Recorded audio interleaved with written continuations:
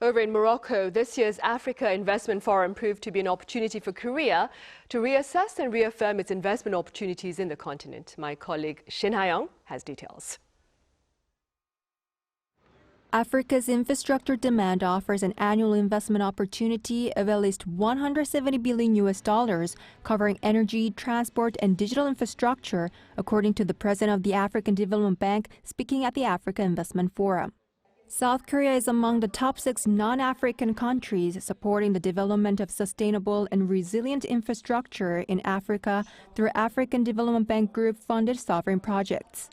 One expert says infrastructure, including transport and ICT, makes up a significant part of South Korea's ODA projects in Africa. At the Korea-Africa Summit, South Korea pledged to increase its ODA to Africa to $10 billion by 2030.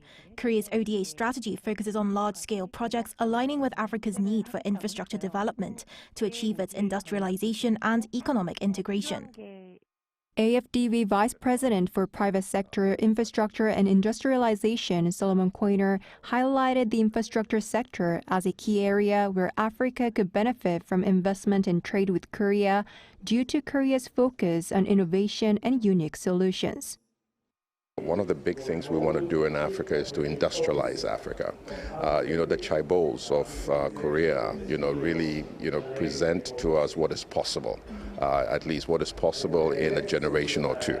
And so the learning from that and the partnerships, joint venture partnerships, between African companies and Korean companies in that whole industrialization space. With concerns still lingering among South Korean companies looking to expand their businesses on the continent, the AFDB has been engaging with them to better understand the specific issues in each market.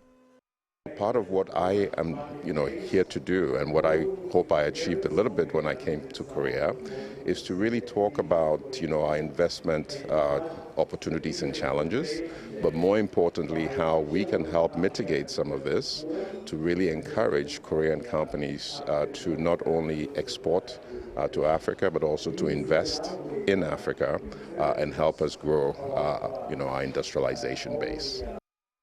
Meanwhile, the 3-day Africa Investment Forum in Rabat concluded after reviewing and discussing 37 investment projects across various sectors, including transport, power, energy, agribusiness, mining, and urban infrastructure. Many of the projects presented in the boardrooms received higher investor interest than estimated. Securing $29.2 billion in investment interest, this year's Africa Investment Forum is expected to serve as another significant milestone for Africa and its partners moving forward. Shin Ha-young, Arirang News, Rabat.